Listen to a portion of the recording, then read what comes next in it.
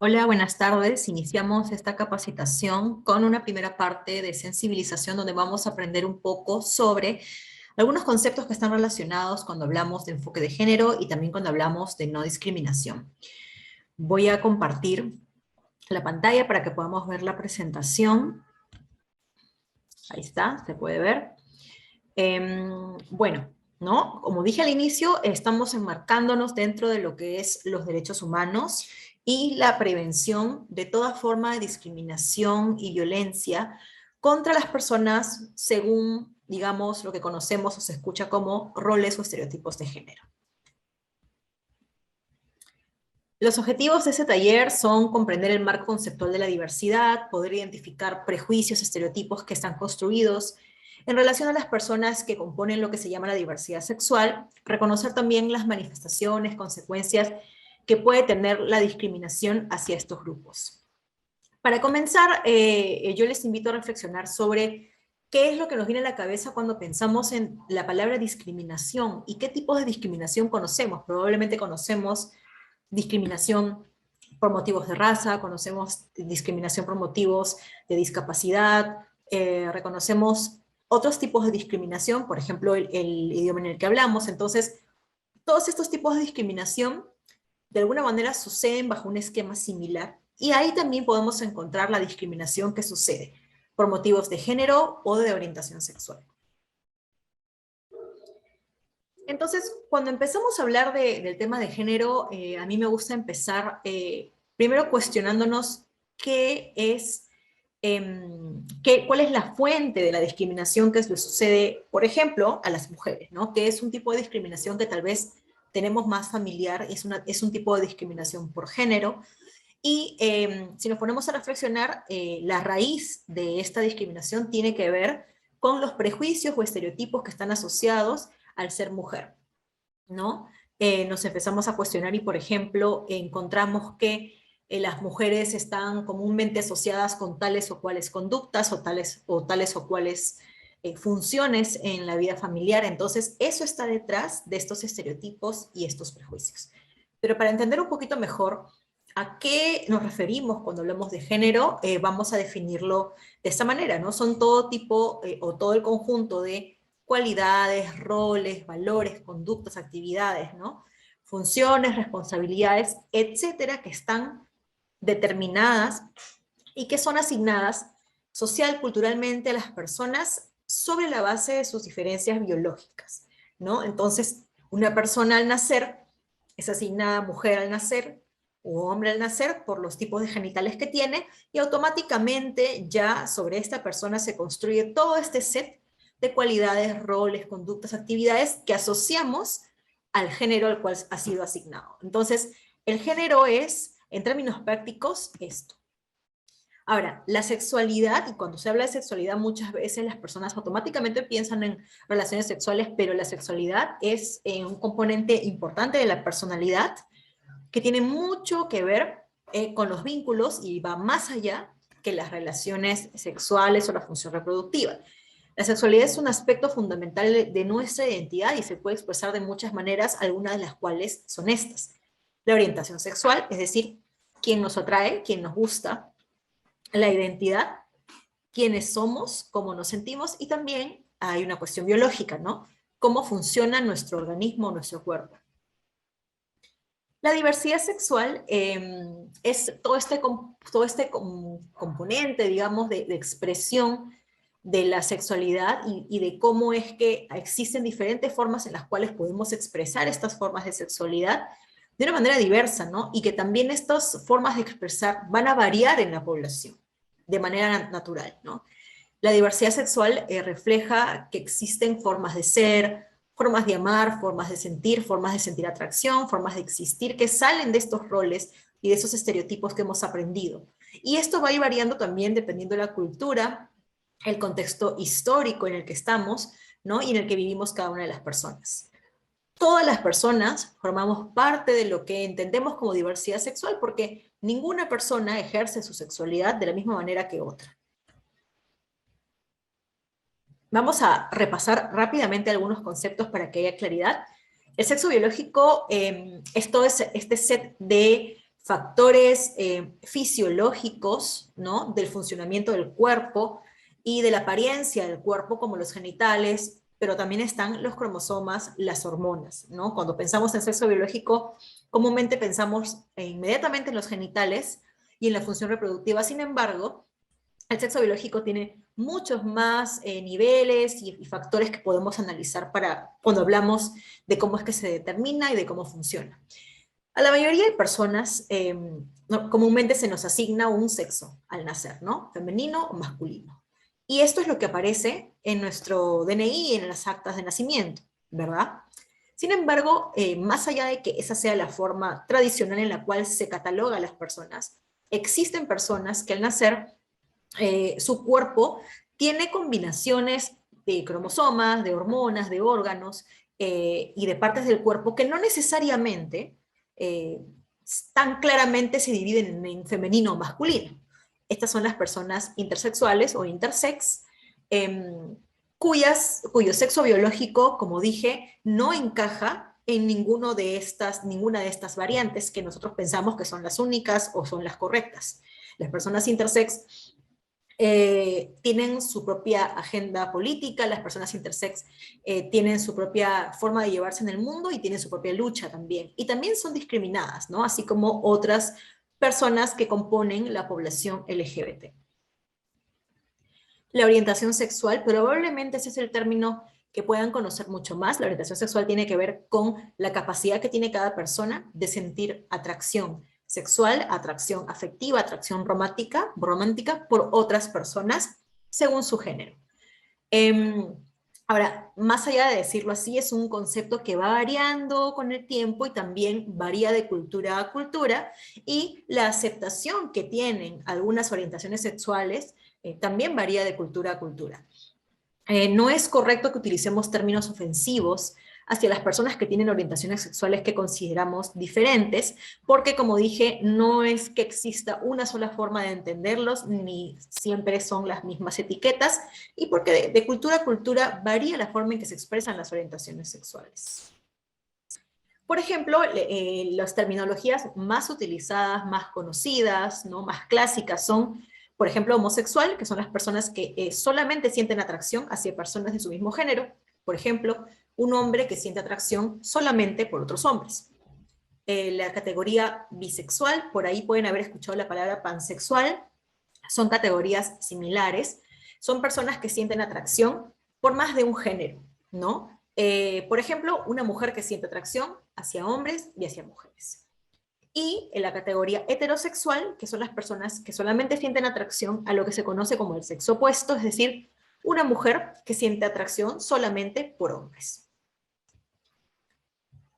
La identidad de género es un término que tal vez no se conoce mucho, pero probablemente hemos escuchado de las personas trans, ¿verdad? Las personas trans son aquellas que tienen una identidad que es diferente de aquella que se le asignó cuando nació, ¿no? Todas las personas a cierta edad empezamos a incorporar o a entender todos estos mensajes sobre el género que había mencionado al inicio, ¿no? Y sentimos una conexión o no con este mensaje que nos dan sobre nuestro propio género. Entonces, acá un poco nos dividimos en dos grupos, ¿no? Las personas que sienten o se identifican o tienen una identidad que es igual o coincide con aquella que le asignaron al nacer, entonces ese grupo de personas se llama cisgénero, es decir, que estamos o están contentas con el género que aparece en su DNI, ¿no? No sienten una discrepancia, no es distinto. Mientras, por otro lado, las personas trans tienen una experiencia contraria, ¿no? No se sienten identificadas, no tienen una identidad que corresponda con ese sexo que cuando nacieron le asignaron, ¿no? Entonces, probablemente las personas trans, si es que conocemos personas trans, no utilizan el nombre que está en su DNI, tampoco utilizan el género que está en su DNI, porque estas dos categorías, el nombre y el género, no hablan sobre su identidad, ¿verdad? Entonces, esto es lo que define a las personas trans. Por ejemplo, para ir un poco más con mayor claridad, un hombre trans es una persona que al nacer, por la apariencia de sus genitales, se le asignó el sexo femenino. Sin embargo, tiene una identidad de género masculina, se identifica como hombre. Entonces, a estas personas se les llama hombre trans o persona transmasculina, ¿no? Las personas tenemos libertad para elegir la etiqueta con la cual nos identificamos, pero esta forma nos puede ayudar un poquito a, cuando tenemos dudas sobre la identidad de una persona, poder entender por qué es que a una persona que nació y se le asignó un sexo femenino, le llamamos hombre trans. En el caso de las mujeres trans, son personas que al nacer, ¿no? Igual, por la forma y apariencia de sus genitales, se le asignó el sexo masculino. Sin embargo, su identidad es femenina y se identifica como una mujer, ¿no? Entonces, viene la pregunta, ¿cómo debo tratar a una persona trans? Y es una pregunta que siempre hacen. Preguntémosle a la persona, ¿cómo te identificas? ¿Qué nombre utilizo contigo? ¿Qué pronombre utilizo contigo? Y hagámosle caso a la persona porque nos está dando información sobre su identidad. Entonces, a todas las personas nos gusta que nos pregunten, oye, ¿cómo te puedo llamar? Está bien si te llamo de esta manera. Lo mismo con una persona trans, no deberíamos hacer diferencias. Y la expresión de género es un término que tiene que ver con la forma en que nos expresamos o expresamos nuestro género hacia afuera, ¿no? Es la forma de hablar, los manerismos, la forma de vestir, cómo usamos el cabello, por ejemplo, o el vello facial o el vello corporal, el comportamiento, la interacción social, si nos hacemos o no modificaciones corporales, etcétera, etcétera, etcétera. Por ejemplo, el uso de maquillaje socialmente está asociado, o comúnmente o clásicamente está asociado a las mujeres, pero es una forma de expresión de género. Entonces, podríamos encontrar personas que prefieren o no prefieren el maquillaje, incluso mujeres que son mujeres cisgénero, que son mujeres heterosexuales, podrían preferir no utilizar el maquillaje. Y esto no debería necesariamente darnos información sobre la orientación sexual, sobre la identidad de género o sobre el sexo biológico de las personas. Sin embargo, en la sociedad estamos acostumbradas a que sí, ¿verdad?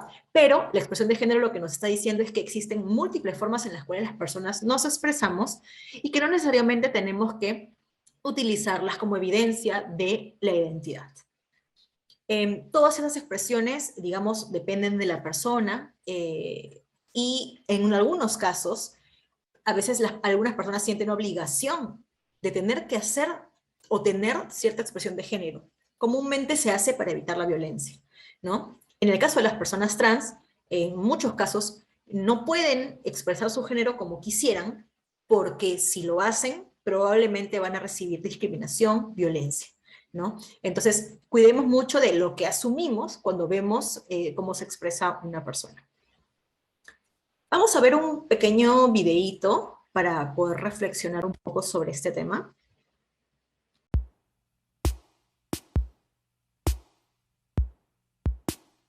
Y sentía como sudaba, tenía ganas de llorar, de salir corriendo. Llamarnos jotos, maricones, putos, lenchas. Pues sí, a veces que murmuran antes de que nos vean, pero ya cuando están de frente a nosotros, pues nunca dicen nada. Entonces viene un tipo y se me queda viendo despectivamente y me dice, no te me acerques. Desde que yo hice mi transición hace 30 años, todos los días de mi vida he recibido un acto de violencia o de discriminación en la calle. Paola era una chica trabajadora sexual que se paraba aquí sobre la avenida Puente de Alvarado y ella aborda a un sujeto en su auto. A escasos 2 minutos de haberse subido al auto, se para el carro a 15 metros y grita mi nombre de auxilio porque yo estaba con ella. Entonces yo me acerco al auto y oigo detonaciones de un arma de fuego y la mata a quemarropa, ¿no? Entonces actúo rápido para la detención, en eso llega una patrulla, lo detenemos a este sujeto y a las 48 horas todavía mi amiga no me entregaban su cuerpo y ya lo habían dejado libre en una audiencia oral. En una ocasión también íbamos a tomar una foto, estábamos frente a una cascada y pasó una persona y nos gritó así como, hay niños, ¿no? La situación de decirle al niño que eso está mal es limitar el amor o la situación de los sentimientos que el niño puede sentir. Me hace sentir triste porque no estamos enseñando, o hay gente que no enseña a sus hijos, que el amor es diverso. Una vez específicamente con una pareja en un bar, nos estábamos besando y nos solicitaron que nos saliéramos. Pues ya nos salimos hasta que regresamos y pues sí denunciamos lo que estaba pasando. Muchos comentarios así que también responden a esta lógica de discriminación y de violencia. Me convertí en lesbiana porque ningún hombre supo satisfacerme sexualmente, o porque no me he topado con ese hombre que me va a enseñar lo que es el amor, ¿no? A los 32 años por ahí estaba yo en una agencia de publicidad atendiendo cuentas, ¿no? Era mi función representar a la empresa ante los clientes. Me llama el director de la agencia a su oficina para decirme que me retiraba de un proyecto porque el cliente había pedido que lo tratara él directamente. Y le dije, entonces, ¿por qué hice algo mal o algo que esté atrasado? Pues quiero aprender. Se tardó mucho, estuvo muy incómodo en decirme, bueno, es que es un imbécil y quiere que que lo atienda una persona normal. Y lo hizo así, haciendo las comillas en el aire. Sí, tuve una discriminación muy grande que fue en el estado de Aguascalientes hace como 2 meses, creo que fue eso, en abril. Y fue algo vergonzoso, pues, que me sacaron de un baño de mujeres, que no podía estar, que lo que ellos no sabían que era una mujer, ¿verdad? Y que estaba comprobando más que nada con mi identificación.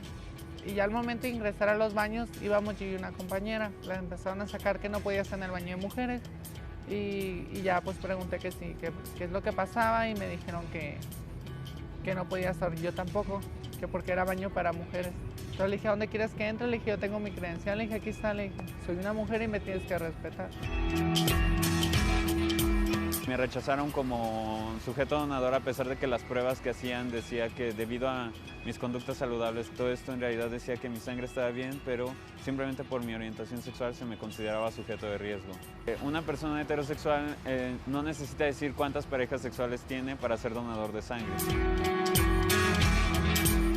Algo que me pasa en esta ciudad es cuando salgo con mi pareja, noto que en ciertos espacios públicos como este, luego hay ciertas miradas un poco señalando, ¿no? Como incómodos, tal vez yo podría sentir como incomodidad. A veces ni siquiera son los prejuicios propios, ¿no? Sino que tienen que ver con estas ideas que culturalmente se nos enseñan y que nunca hemos cuestionado. Es necesario abrir la mirada sobre la vida, ¿no? Que no solamente la heterosexualidad es la norma, sino que hay múltiples formas de ser hombres y mujeres.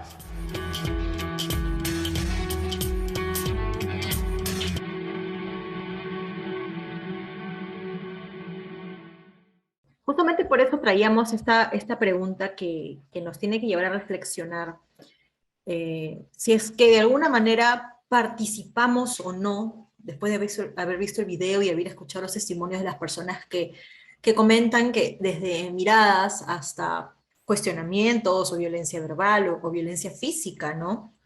Si es que de alguna manera nos estamos involucrando también en ese tipo de conductas que finalmente lo que hacen es limitar a grupos de personas a que puedan ejercer su ciudadanía de manera plena. ¿Qué es lo que sucede cuando discriminamos a un grupo de personas?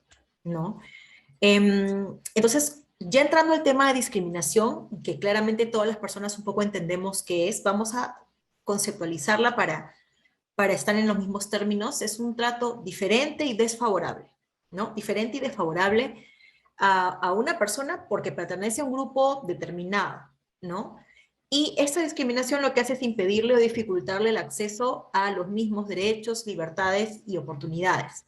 Finalmente, esta situación crea en un grupo vulnerabilidad, ¿no? Lo que se conoce como los grupos en situación de vulnerabilidad, o grupos vulnerables, o grupos discriminados, ¿no? Y nace de la idea de que hay grupos que son superiores a otros, o que tienen, o que merecen un mejor trato que otros. Entonces, si nos ponemos a pensar incluso en nuestra propia identidad, nuestro propio lugar en el mundo, ¿qué tan orgulloso me siento de mis orígenes? ¿Qué tan orgulloso me siento de mi color de piel, mi familia, sus costumbres, su propio cuerpo, la sexualidad que tenemos? Y en la relación con los demás, ¿no? Trato a las personas con el mismo respeto y amabilidad, sin importar su piel, su color de piel, sin importar de dónde viene, sin importar su condición económica, su orientación sexual, su identidad de género. Y desde el rol que ocupamos en el trabajo, y en el caso específico de quienes trabajan en la municipalidad y son funcionarios públicos, ¿no? O representan al Estado ante la ciudadanía, ¿estamos aplicando las normas y también las sanciones que existen para todos por igual, o solamente las aplico a algunas personas o grupos que no me gustan tanto? ¿Brindo la misma atención a todos por igual o le doy más peso a algunas personas sobre otras? Acá es importante rescatar la información que publicó el Minjus en el 2022, el Ministerio de Justicia, que es una encuesta, la segunda encuesta nacional de derechos humanos, en la cual se le preguntó a los peruanos y peruanas, ¿no? ¿Qué tan discriminadas son? Y se dio una lista de poblaciones que se conocen como poblaciones en situación de vulnerabilidad, y el 71% de las personas reconoce que las personas homosexuales, trans, bisexuales, son el grupo que sufre mayor discriminación en nuestro país, incluso por encima de otros grupos vulnerables, como por ejemplo las mujeres, como por ejemplo personas extranjeras, niños, niñas y adolescentes, personas que viven con VIH, poblaciones indígenas, ¿no? O sea, esta población, la población LGTBI, está considerada, no por alguien que lo dice, sino por los propios peruanos, como la población que sufre mayor discriminación. A pesar de ello, en la misma encuesta se encontró que muchas personas, si tuvieran una empresa, nunca contratarían o no contratarían ni a personas trans ni a personas gays. Entonces, reconocemos la discriminación, sin embargo, todavía no estamos dando los pasos adecuados para poder procurarle a todas las personas un trato igualitario. Entonces, para cerrar un poco, yo les invito a reflexionar también sobre cómo estamos actuando respecto de las normas que existen, ¿no? Que protegen a las personas contra la discriminación, contra la violencia por su género, ¿no? O qué tanto nos estamos dejando llevar más bien por nuestros propios prejuicios y estereotipos, que hemos hablado un poco de ellos acá, y cómo es que muchas veces estos prejuicios y estereotipos que tienen que ver con los roles que están asociados a hombres y mujeres, ¿no? Más bien a veces nos hacen tomar decisiones y nos hacen vincularnos a las otras personas desde el rechazo, desde la discriminación. Más adelante ya les explicarán un poco más lo que tiene que ver con la parte normativa, pero yo no quiero dejar de cerrar el espacio justamente invitándoles a la reflexión respecto de cómo es que en nuestro día a día, y no solamente en nuestro trabajo, sino también con nuestra familia, con nuestros amigos, con las personas con las cuales nos cruzamos de repente en la calle o cuando estamos en el parque, qué ideas se nos vienen a nuestra cabeza cuando vemos a alguien que pertenece a la población LGTB y automáticamente vienen los prejuicios y estereotipos a nuestra cabeza, ¿no? Quiero dejarles esta reflexión y ahora continuamos con la parte de la información jurídica. Gracias. Básicamente vamos a hablar un poco en esta segunda parte de los aspectos legales referidos a la protección de las personas LGTBI, referido a qué es lo que dice el Manual del Sereno Municipal, que es un instrumento aprobado por el Ministerio del Interior en el año 2019 respecto a las personas LGTBI. No sé si ustedes saben que hay un manual específico que rige cómo es que se tienen que prestar los servicios del Sereno Municipal. Hoy día también vamos a ver rápidamente qué es lo que señala esta norma muy específicamente sobre las personas LGTBI. Pero yo no quiero empezar esta capacitación hablando directamente de temas que pueden ser muy duros o rígidos, como qué dice la norma. No quisiera empezar esta capacitación hablando sobre temas rígidos, sobre qué dice una norma o qué dice otra, sino hablarles un poco más de casos, ¿no? De casos específicos que ustedes pueden ver en su día a día. Entonces el primer caso que vamos a ver es el de Karen Atala e hijas. Karen Atala es una mujer que vivía en Chile, vive en Chile de hecho. Ella es jueza y estuvo casada con un hombre. Producto de ese matrimonio tuvo 3 hijas. Y en un momento el matrimonio simplemente no continuó. Se separaron y ella se quedó con la tenencia de las 3 hijas y después se enamoró de una mujer. Y empezó a vivir en la misma casa donde estaban ella y sus hijas con su esposa. Y entonces el esposo, al tomar conocimiento de esto, de esta situación concreta, fue a un juez y le solicitó que él tenga la tenencia porque consideraba que no era un espacio apropiado para que crezcan 3 niñas, ¿no? O 3 niñas ya adolescentes, estaban entre esas edades, más o menos. Entonces, antes de escuchar sus opiniones, porque les quiero preguntar qué piensan ustedes, qué harían en este caso, imagínense, pónganse en los zapatos o bien del esposo o bien de Karen, o tal vez del juez. Seguro que ustedes ya se están preguntando por qué Bruno nos está hablando de un caso que pasó en Chile y de un caso que finalmente fue resuelto por un juez. Y finalmente nosotros estamos en la Municipalidad Distrital de Los Olivos y además estamos en Perú, ¿no?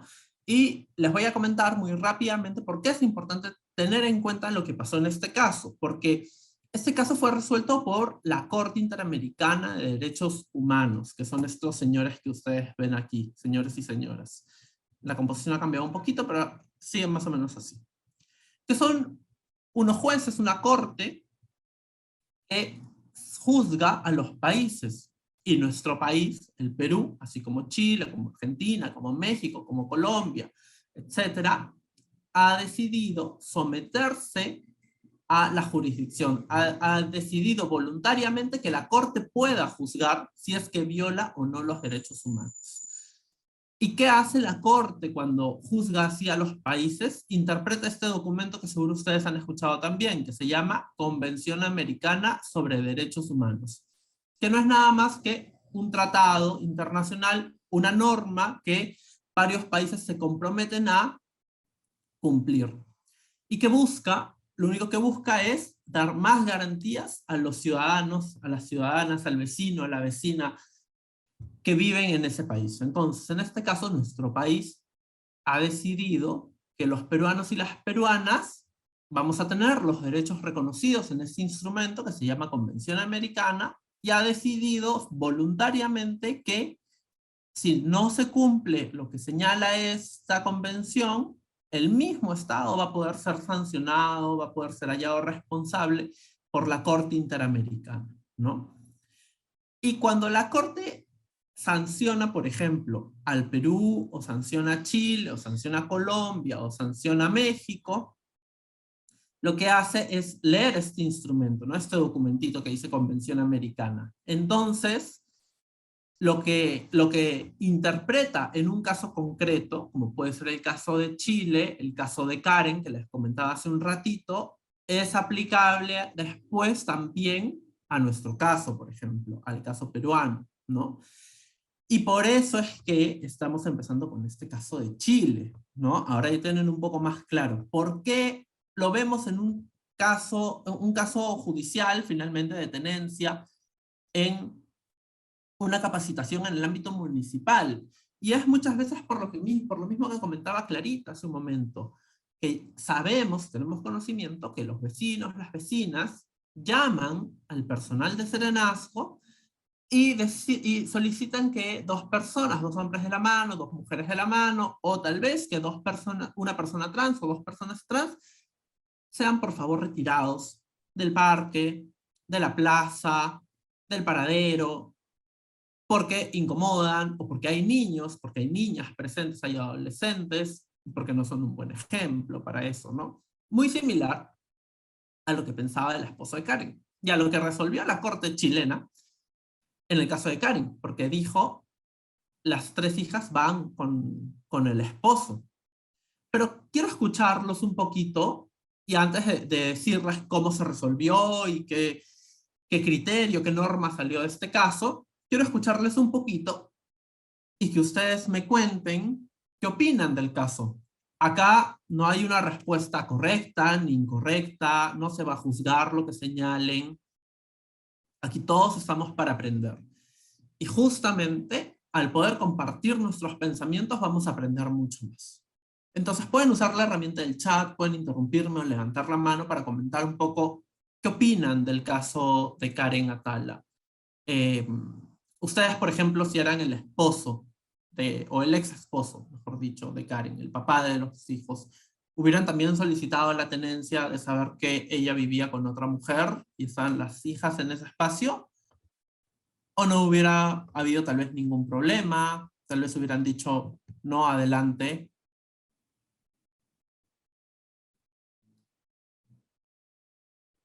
Ayer, por ejemplo, un compañero de ustedes, un sereno, nos decía, bueno, en este caso yo vería la edad de las niñas, ¿no? Si son adolescentes, tal vez sí, si son niñas, tal vez no.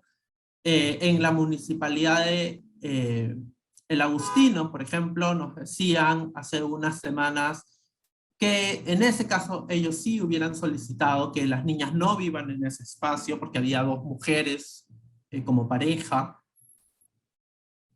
En la municipalidad de Comas, por ejemplo, también nos decían que tenían algunas dudas respecto de la presencia de una pareja de 2 mujeres frente a, o criando, más bien dicho, a niñas, ¿no?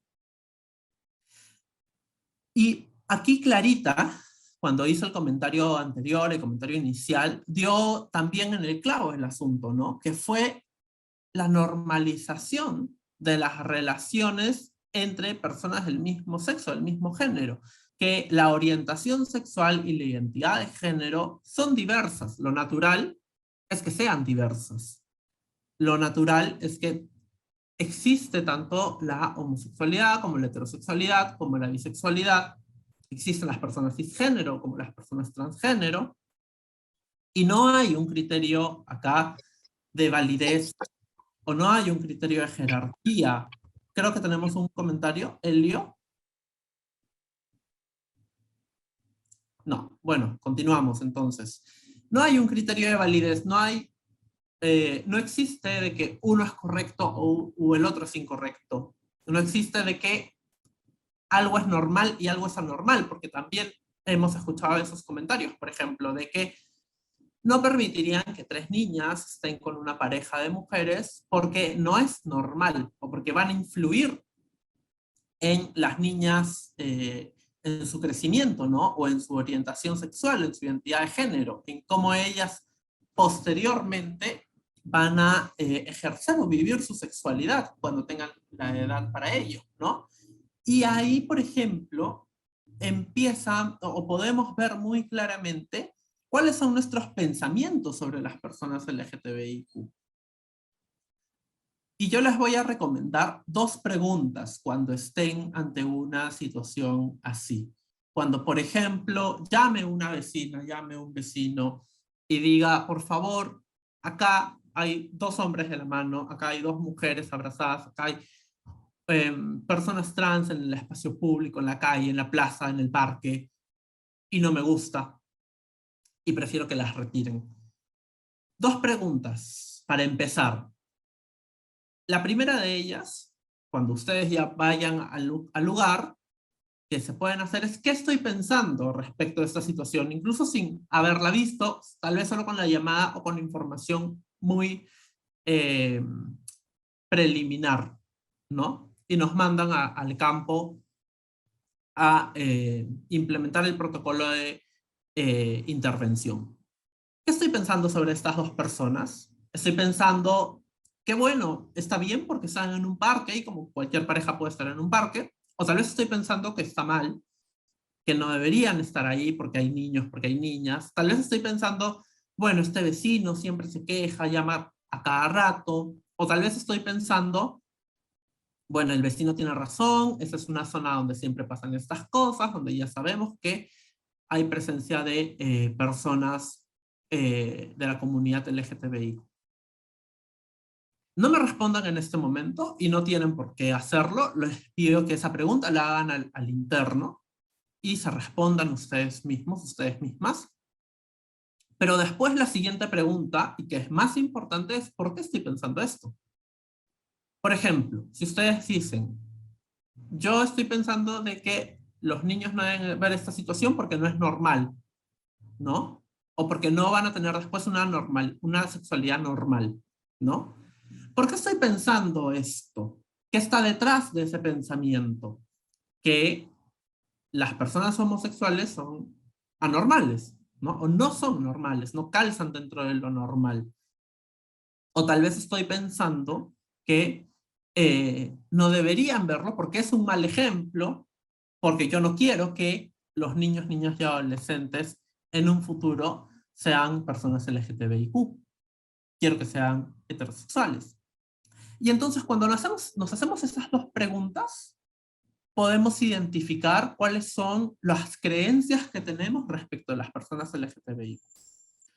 Porque, y somos bastante conscientes que a través de esta capacitación, por ejemplo, tal vez no vamos a llegar a eliminar las creencias personales que se puedan tener respecto a las personas LGTBI. Pero sí podemos y esperamos que ustedes se hagan estas dos preguntas para que puedan identificar cuáles son esas creencias o esos estereotipos. Porque una vez que los identifiquen, van a poder hacerse las preguntas. ¿Y son realmente anormales? ¿Son normales o anormales? O tal vez, como me dijo el chico este de la capacitación, no hay un tema de validez, no hay un tema de bueno o malo, no hay un tema de correcto o incorrecto, ¿no? Por ejemplo, yo con los serenos de la Municipalidad del Agustino nos preguntábamos, ¿cuál es tu color favorito? Y por ahí alguien me dijo el azul, alguien me dijo el amarillo, alguien me dijo el verde, alguien me dijo el plomo, alguien me dijo el rojo. Y sabíamos todos ahí que no había un criterio de validez. No es de que al que le gustaba el rojo estaba en lo correcto y el que le gustaba el verde estaba incorrecto.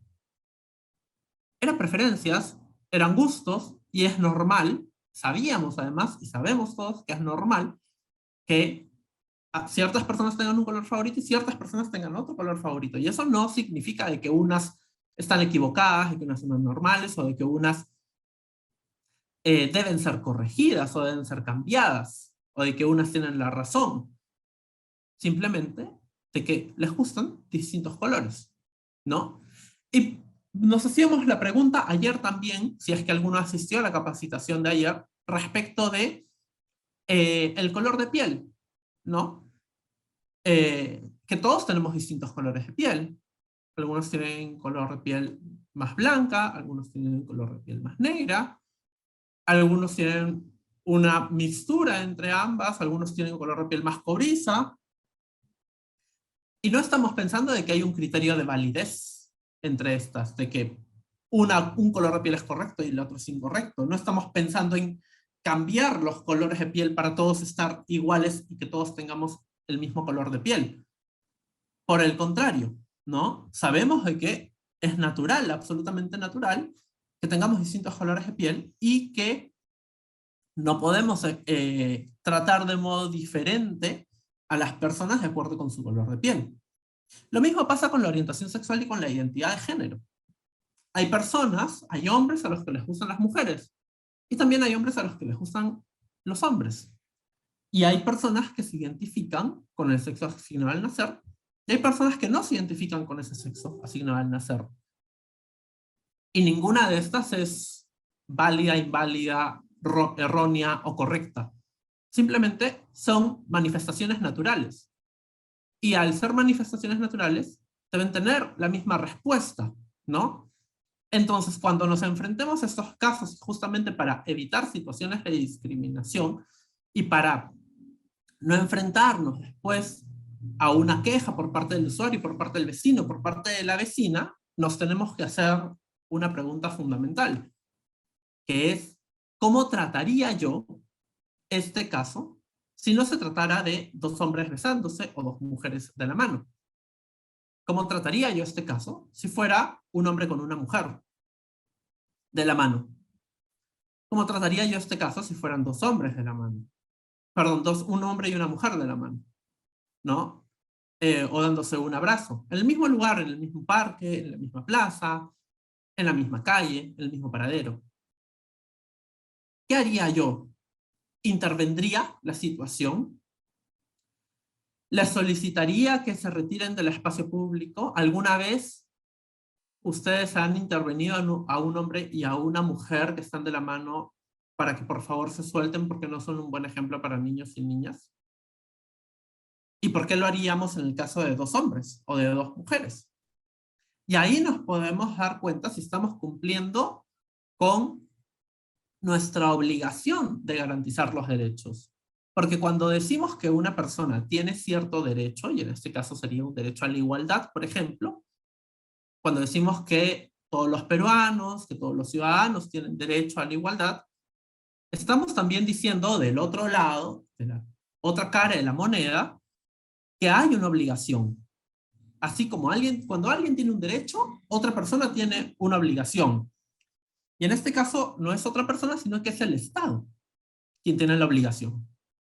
¿Y qué obligación tiene? Tiene la obligación de respetar y de garantizar ese derecho. Muchas veces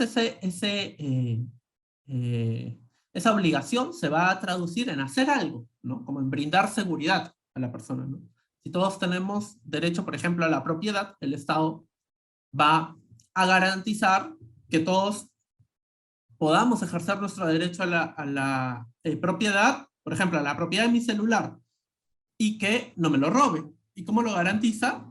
Teniendo a la policía, teniendo al serenazo, ¿no? Pero otras veces va a significar un no hacer, como en el caso de la libertad, ¿no? Yo tengo la libertad de transitar libremente por la calle, por las plazas o por los parques, y en ese caso la obligación del Estado, y cuando digo Estado me refiero específicamente a las personas que dan la cara en nombre del Estado, en este caso el serenazgo, ¿no? El serenazgo municipal da la cara en nombre del Estado. Entonces, ¿cuál es la obligación? De respetar la libertad de las personas, ¿no? Evidentemente no estamos deteniendo a cualquier vecino que esté en la calle, ¿no? Porque tienen un derecho. Y si hay un derecho, la contracara, la otra cara de la moneda es la obligación del Estado, y en este caso concreto, de la Municipalidad Distrital de Los Olivos.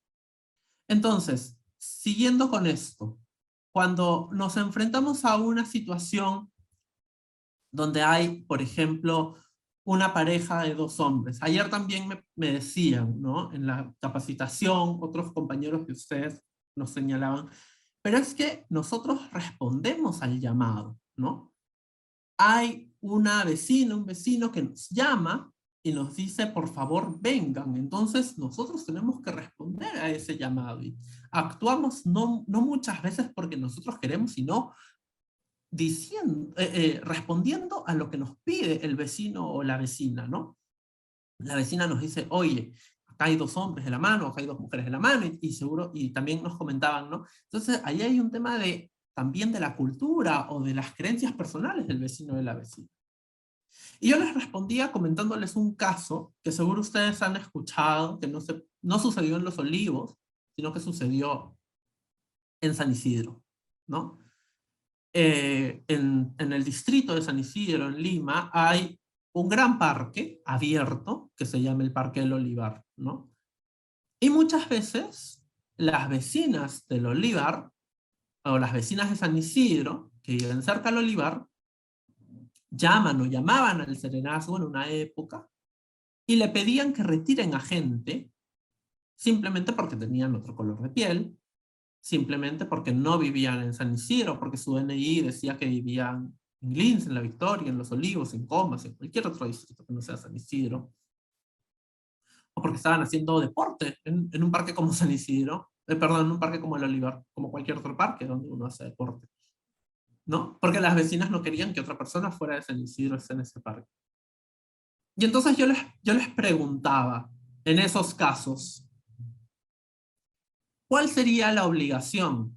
La obligación del sereno o de la serena sería decirle a esas personas que no viven en San Isidro, que tienen otro color de piel, retírense, o la obligación del sereno y ejercer un acto de discriminación, o la obligación del sereno sería decirle que no hay un argumento, no hay validez para lo que nos piden en ese caso concreto, ¿no? De que la persona que está haciendo uso de ese parque del Olivar específicamente tiene... Pero tiene que ponerle más volumen, entra volumen. Hola, ¿qué tal? ¿Algún comentario? ¿Jesús Valladares? No. Creo que... ¿Puedo hacer un comentario? Sí, adelante. ¿Quién desea hacer un comentario? Alberto, adelante. Muchas gracias. Mire, a ver. El personal de serenazgo interviene cuando hay faltas o delitos. Es la única forma de intervención, ¿no? Nosotros a veces no vamos por las creencias personales o los estereotipos, ¿no? Sino el personal primero evalúa la situación, ¿no? Por la cual nos hacen el llamado y la presencia en el punto donde ocurren los hechos. Si definitivamente existe actos obscenos, ahí es donde intervenimos. Pero si dos personas están de la mano, caminando, eso no representa una falta. Hay que saber qué cosa es una falta, ¿no? De repente una falta podría ser que esté miccionando en el parque, eso es una falta, ¿no? De repente, si se están manoseando, eso también es una falta, ¿ves? Entonces, hay que ver también la situación en la cual estamos presentes nosotros. Y para intervenciones nosotros tenemos protocolos, por lo cual debemos efectuar o no la intervención. En el caso, por ejemplo, que tú planteaste del olivar, ¿no? Lo mismo lo plantearíamos en Pentagonito, por ejemplo. En Pentagonito, como tú sabrás, existe mucha gente que corre, ¿no? Entonces, evaluemos que la gente que no son de San Borja, que se vayan a correr a otro sitio, ¿no? O sea, esa parte de intervención no es de nosotros, ¿no? Como te digo, nosotros hacemos faltas y delitos, nada más. Muchas gracias. Muchas gracias, Alberto. Sí, en efecto, de acuerdo con el manual del Sereno Municipal, incluso la facultad específica es de la policía y el Sereno lo que hace es correr traslado, ¿no? Y en los protocolos de intervención también se establece cómo es que se tiene que intervenir ante determinadas faltas o delitos, sobre todo delitos en flagrancia, ¿no? Y yo ponía este ejemplo solamente para hacer el comparativo de qué es lo que sucede cuando, porque lo hemos visto muchas veces en varias municipalidades, que se les pide a las personas LGTBI que se retiren de los espacios públicos, se retiren del parque, se retiren de la plaza, porque están estando incluso sentados o sentadas simplemente como cualquier pareja, tomadas de la mano, abrazadas, ¿no? Entonces, en efecto, se tiene que evaluar el caso concreto y tratar con la misma vara y hacerse la gran pregunta que yo les recomendaba hace un momento. ¿Qué pasaría si estas dos personas no fueran una pareja del mismo sexo, sino que fueran un hombre y una mujer? En el caso, incluso vayamos al caso que tú ponías de ejemplo, el caso de los manoseos, ¿no? Ok, ya no es una pareja que está tomada de la mano, sino que está abrazada, muy abrazada, ¿no? Incluso tal vez que está uno encima sentado del otro, ¿no? La gran pregunta sigue vigente y nos la tenemos que seguir haciendo. ¿Qué pasaría si esto no fuera que no fueran dos hombres, imagínense que está uno sentado encima del otro, en una banca de un parque público, sino que fuera un hombre y una mujer, sentados, ¿no? O sea, digamos, con ropa, sentados conversando, pero uno encima en las piernas del otro. Yo les pediría que se retiren. ¿Cuál es la falta? Sería la otra pregunta, ¿no? ¿Por qué en un caso tal vez yo les pediría que se retiren y en otro caso no intervendría igual? Entonces, esa pregunta, y quiero que eso sea lo más importante que se lleven hoy, es la que se tienen que hacer. ¿Cómo actuaría yo si estos no fueran dos hombres en esta situación concreta, ya sea incluso de manoseos, de besos, de abrazos, de caminar de la mano, sino que fuera un hombre y una mujer? Porque ahí nos vamos a dar cuenta si es que estamos tratando con condiciones de igualdad. ¿Qué quiere decir esto? Si estamos tratando con la misma vara, ¿no? Si hay una situación de flagrante delito, ya no hablemos de falta, sino de delito concreto. Por ejemplo, en la Municipalidad del Agustino señalaban que había una zona específica en la cual ellos sabían que, o ya les habían reportado que había un delito, que incluso lo habían visto a través de las cámaras, ¿no? Que si mal no recuerdo era comercialización de droga, ¿no? Y evidentemente, si hay un protocolo de intervención y hay una constancia de un delito, intervenimos y aplicamos el protocolo de intervención, ¿no? no estamos señalando de que no se aplique simplemente porque hay personas LGTBI, sino que se apliquen en condiciones de igualdad, en condiciones donde el mismo protocolo se aplicaría si es que hubiera dos personas heterosexuales, ¿no? Y ahora vamos a pasar al otro gran tema que me interesa tocar con ustedes, que es específicamente el caso de la identidad de género. Como bien ha comentado en la primera parte, la identidad de género implica la vivencia personal respecto del género, y hay personas que se identifican, por ejemplo, con el sexo asignado al nacer. ¿Qué quiere decir esto? Que nace un bebé, ven que en los genitales hay un pene y se le registra como varón, ¿no? Y a lo largo de su vida esta persona señala que sí, se identifica como varón y desarrolla una identidad de género cisgénero. Pero también hay personas cuya identidad de género no se corresponde con el sexo asignado al nacer. Esta persona que nació, y tal vez al momento de registrarlo vieron los genitales y colocaron masculino, género masculino, va creciendo y a lo largo de los años dice, me identifico no como un hombre, sino como una mujer. Me identifico con el género femenino, ¿no? Esa persona es una persona trans y tiene identidad de género femenina. Las dos personas tienen identidad de género, ojo. Tanto el hombre que es cisgénero, que se identifica con el sexo asignado al nacer, como la persona trans. Las dos personas tienen identidad de género. Aquí todos tenemos identidad de género.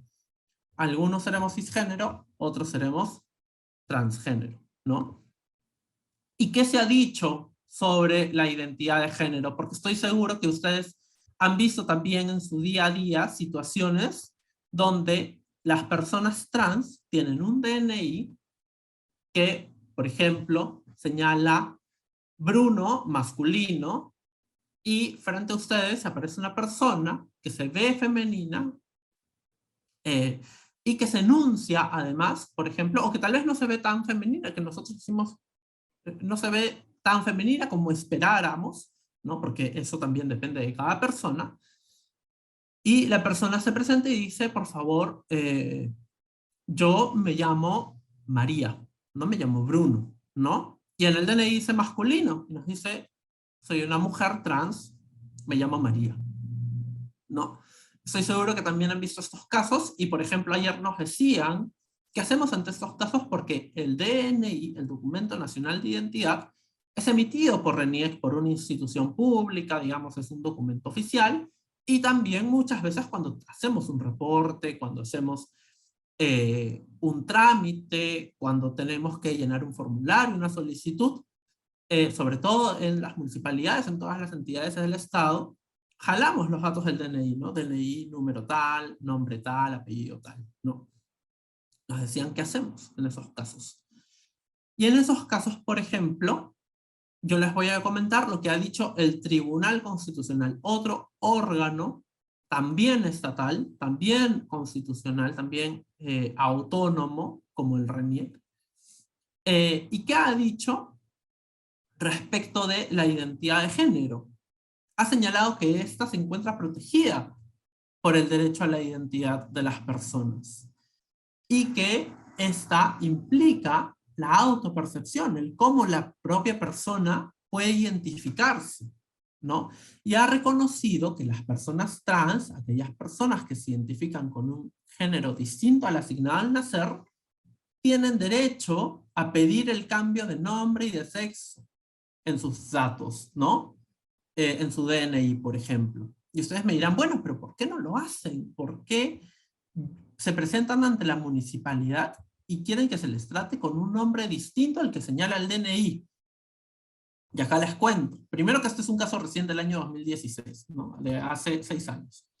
Entonces me dirán, bueno, pero ya pasaron 6 años, podrían haber iniciado el juicio, ¿no? Y esta es la gran respuesta, porque es a través de la vía judicial, ¿no? Es decir, la persona tiene que acudir a un juez, lo que implica contratar un abogado, ¿no? Hacer una solicitud, adjuntar pruebas que muchas veces cuestan, dependiendo, además de lo que solicita el juez, y someterse a lo que señala el juez, porque si el juez quiere dice que sí, si el juez quiere dice que no, ¿no?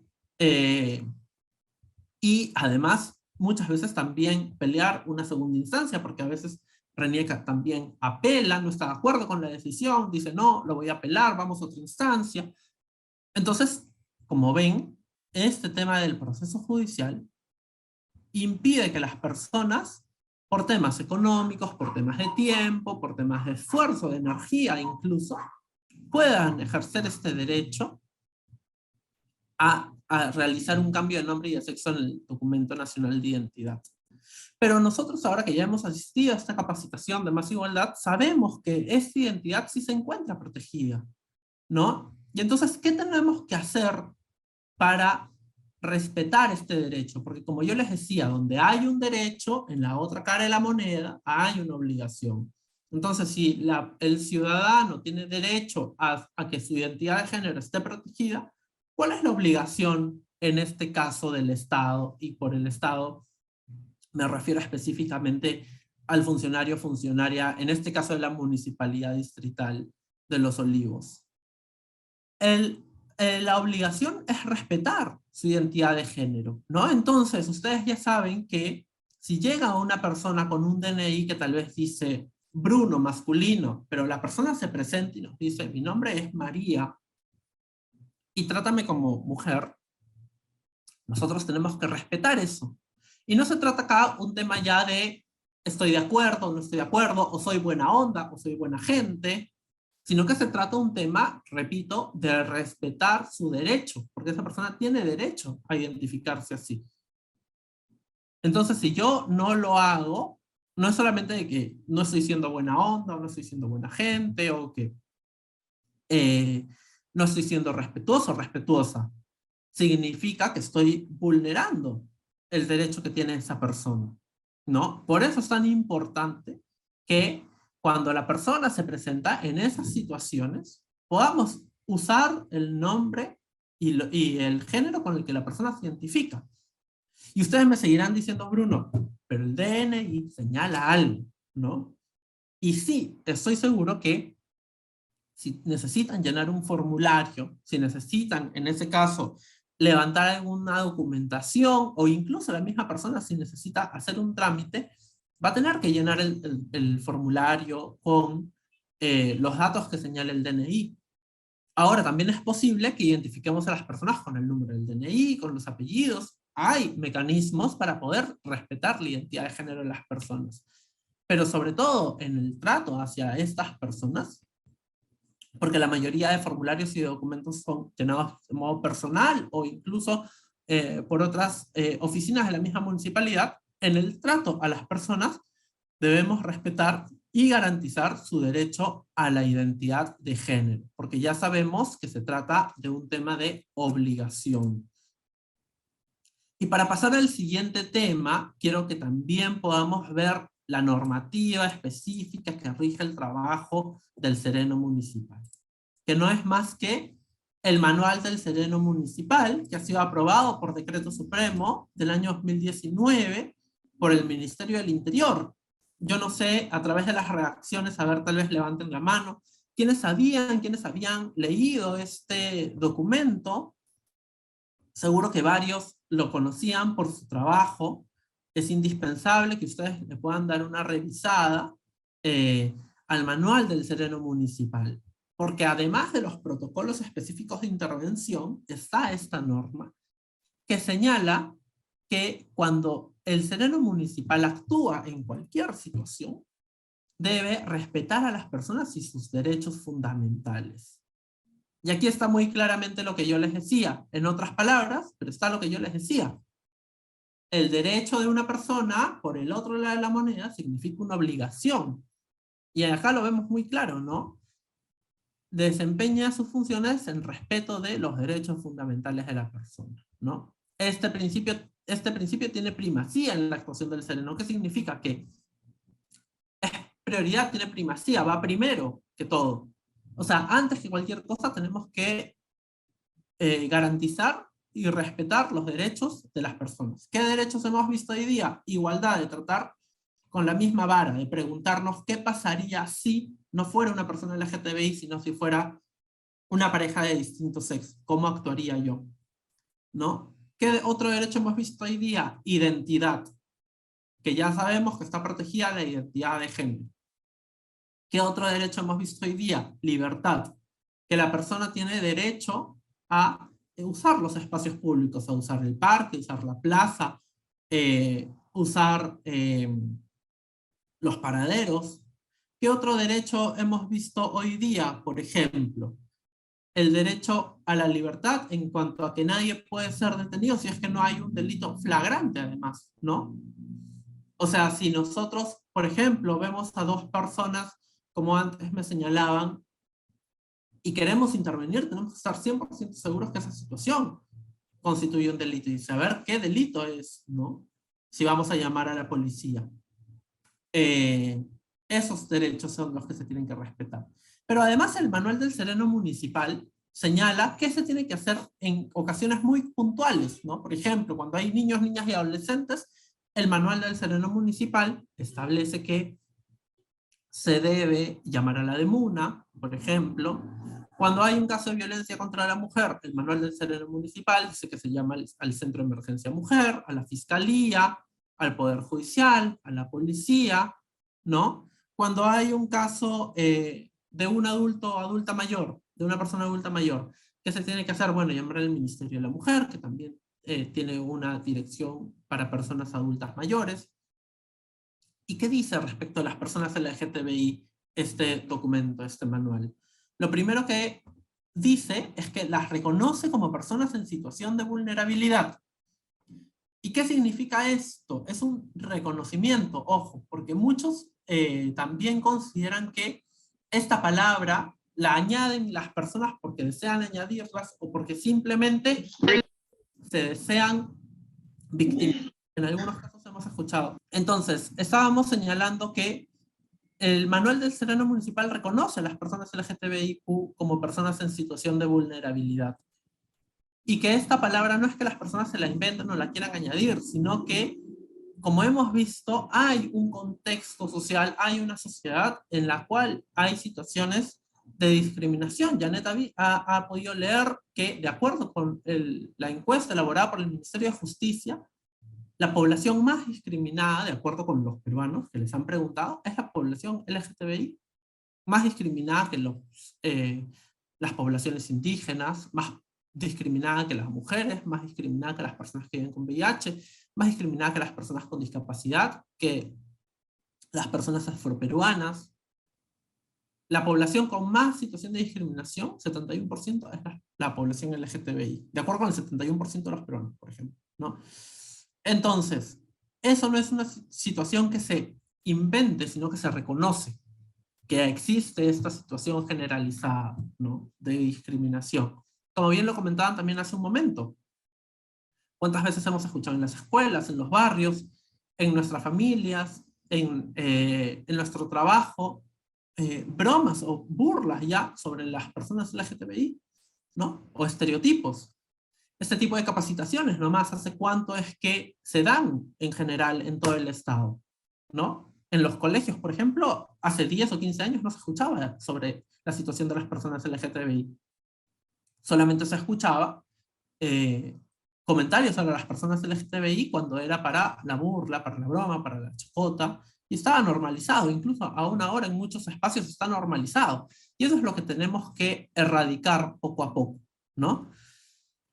¿Qué más señala el manual del sereno municipal? Que las personas LGTBI deben ser tratadas con respeto a sus derechos humanos, ¿no? Un derecho, una obligación por la otra cara de la moneda. Y ahora ya sí, para terminar, ¿qué podemos hacer como agentes estatales? ¿Qué podemos hacer nosotros para frenar estas situaciones de discriminación y de violencia hacia las personas LGTBI? Esta situación que yo les comentaba, social, generalizada. Podemos prevenir, ¿no? ¿Cómo? Asistiendo a estas sensibilizaciones, estas capacitaciones sobre qué son las personas LGTBI, quiénes son, cuál es su situación, cuáles son las obligaciones respecto de ellas. Podemos también hacer que los casos que son de discriminación y de violencia se puedan reportar y se puedan llegar a sancionar, ¿no? Por ejemplo, dando cuenta a la policía cuando ha habido casos de violencia contra personas LGTBI, cumpliendo con nuestro deber, como bien decía Alberto, ¿no? Con los protocolos de intervención específicos. Podemos también no ser indiferentes ante las denuncias, ¿no? Hay casos, no los hemos podido ver por tiempo lamentablemente, pero hay casos donde las personas LGTBI han sido víctimas de violencia, ¿no? Un caso muy conocido, aquí está, se los vamos a pasar luego también para que ustedes lo puedan ver, es el de Jeffrey Peña. Jeffrey estaba siendo golpeada por personas, estaba siendo torturada, al punto que tuvo que fingir su muerte, y ella estaba solicitando la ayuda de la policía, por ejemplo, ¿no? Podríamos pensar que no era la policía en ese caso, sino que imaginar que era una patrulla del Sereno, por ejemplo. Y ella pidió ayuda para que frenaran esa situación. Y no se le brindó esa ayuda, y ella continuó siendo golpeada, hasta que tuvo que fingir su muerte para que no la golpeen más, ¿no? Entonces, ¿qué obligación se tiene aquí? De actuar para todos los casos de modo igualitario, ¿no? No permitir que los prejuicios, que las creencias personales se involucren, porque eso también está prohibido de acuerdo con la ley 3364, ¿no? Los estereotipos de género no deben ser replicados en el accionar de un funcionario o una funcionaria, ¿no? ¿Y qué más podemos hacer para cambiar esta situación de discriminación? No tolerar ni consentir actuaciones discriminatorias o violentas hacia las personas LGTBI, ¿no? Repito, ya no solamente en nuestro lugar de trabajo o actuando como serenos o serenas, sino también, por ejemplo, en nuestras casas, en nuestras familias, en nuestros barrios, en el instituto, si es que vamos al instituto, en el colegio de nuestros hijos, etcétera, ¿no? No permitir estas situaciones de discriminación o de violencia, ¿no? Entonces, actualmente, yo les quiero dejar con una idea ya, para ir cerrando. Hay una tolerancia cero hacia la violencia contra la mujer, ¿no? Cuando lo escuchamos en los medios de comunicación, todos nos indignamos. Cuando lo vemos en el barrio, también todas las personas se indignan y llaman a la policía, ¿no? Nadie hace una broma sobre eso, aun cuando hace 30, 40 años seguro que se hacían bromas sobre esas situaciones, pero estábamos tomando conciencia colectiva como sociedad. Y lo que nosotros queremos es que algún día, y con la ayuda de ustedes lo vamos a lograr, es que la tolerancia cero hacia la violencia, la tolerancia cero hacia la discriminación, que no escuchemos más un grito de sau, un grito de ñau, un grito de machona, ¿no? Un grito, un insulto en relación con la orientación sexual o con la identidad de género de las personas. Solo en ese momento estamos seguros de que vamos a haber podido lograr un poquito más. Y ustedes, dentro de la Municipalidad de Los Olivos, pueden ser un gran agente de cambio para lograr que lleguemos a ese nivel de tolerancia cero frente a la violencia. Muchísimas gracias a todos y a todas por su participación, por su asistencia, y estamos en contacto para cualquier duda o consulta que puedan tener sobre el tema. Muchas gracias y hasta luego.